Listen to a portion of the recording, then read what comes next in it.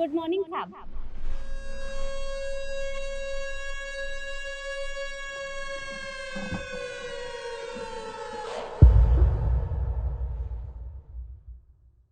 Good evening साहब।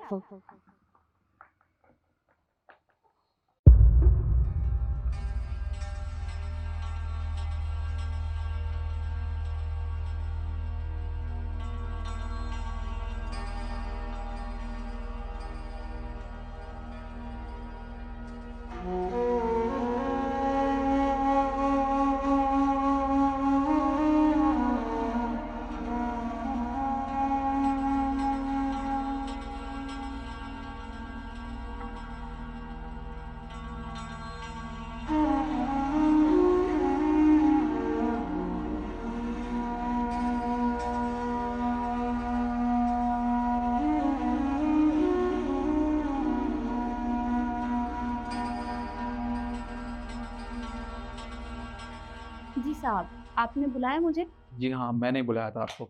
शिखा, तुम जानती है हमारी कंपनी में सिक्योरिटी गार्ड की नौकरी करती हैं? जी सर।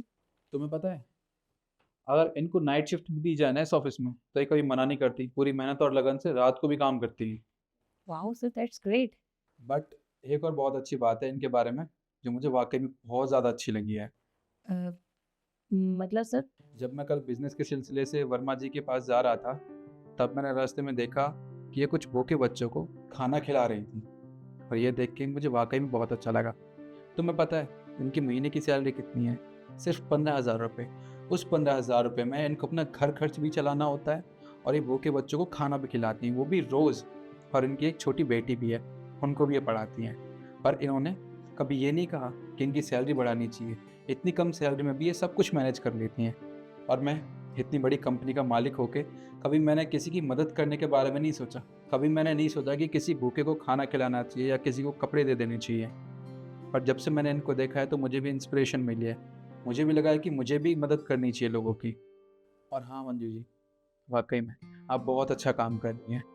ये काम हर किसी के बस की नहीं है, और ना ही हर कोई कर पाता है।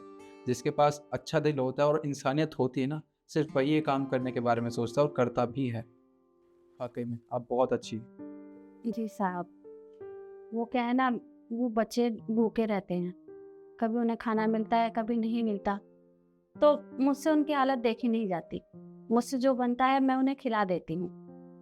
वैसे साहब, आज तो आप मेरी तारीफों के पुल बांध रहे हैं, पर आज से पहले आपने कभी मुझसे बात तक नहीं की। मैं जब भी आपको गुड मॉर्निंग विश करती हूँ या फिर गुड इवनिंग विश करती हूँ, आप मेरी तरफ ध्यान भी नहीं देते। आप तो नहीं जानते साहब, पर बहुत बुरा लगता है।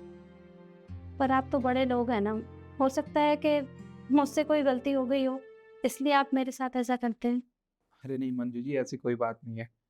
देखिए, आप मुझे जब भी गुड मॉर्निंग या गुड इवनिंग करती थी तो मैं आपको हमेशा नोटिस करता था। पर मैं बिजनेस के सिलसिले से इतना ज़्यादा इन्वॉल्व हो गया कि मैंने आपको कभी ना गुड मॉर्निंग कहा ना कभी गुड इवनिंग। इसमें आपकी कोई गलती नहीं है, इसमें सारी गलती मेरी ही है। पर आगे से मैं इस चीज़ का ध्यान रखूंगा। और हाँ, एक बात और, मैंने सोचा है कि आपकी सैलरी 15,000 से 30,000 कर दूं, कैसा रहेगा? सच साहब, आप सच बोल रहे हैं? जी हाँ, मैं बिल्कुल ठीक कह रहा हूँ। देखिए, मुझे पता है आप मुझसे ये बात कभी कहेंगी नहीं कि आपको इतने कम पैसों में घर चलाने में प्रॉब्लम आती है, पर मुझे मुझे सब कुछ पता है। तो इसलिए मैंने सोचा है कि मैं आपकी सैलरी डबल कर देता हूँ, जिससे आप और ज़रूरतमंद बच्चों को खाना खिला पाएंगी और अपना घर भी अच्छे से चला पाएंगी। आपका बहुत बहुत धन्यवाद साहब। सर, एक बात मैं भी कहना चाहती हूँ। सर, जैसे हर साल हमारी कंपनी में एम्प्लॉय ऑफ द ईयर को अवार्ड मिलता है, किसी को चुना जाता है उसके लिए। तो सर, क्यों ना किसी और को अवार्ड देने की बजाय हम मंजू जी को अवार्ड दें?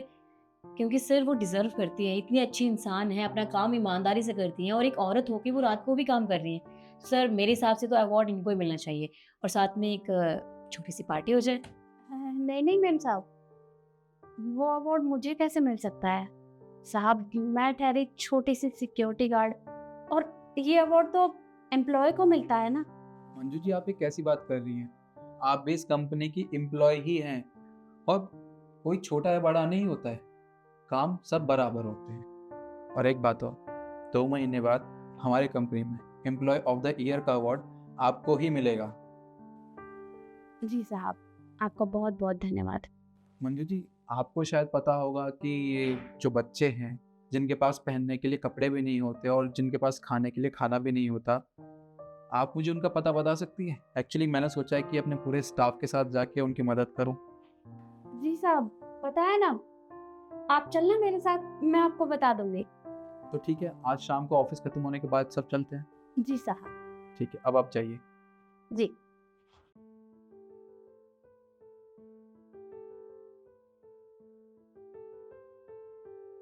और शिखा, तुम एक काम करना, बच्चों के लिए ना कुछ अच्छा सा खाने के लिए मंगवा दो और उनके लिए कपड़े भी मंगवा देना, ठीक है? फिर शाम को चलते हैं हम। ओके सर, मैं तैयारी कर लेती हूँ। और आप लोगों से भी मैं यही कहना चाहता हूँ, दुनिया में बहुत से ऐसे बच्चे हैं जिनके पास 2 वक्त की रोटी भी खाने के लिए नहीं होती और जिनके पास पहनने के लिए कपड़े भी नहीं होते। अगर आप लोग उनकी मदद कर सकते हैं तो प्लीज़ जाकर उनकी मदद कीजिए। और हाँ, आपको हमारी वीडियो कैसी लगी प्लीज़ कमेंट करके ज़रूर बताएं और ज़्यादा से ज़्यादा शेयर करें। धन्यवाद।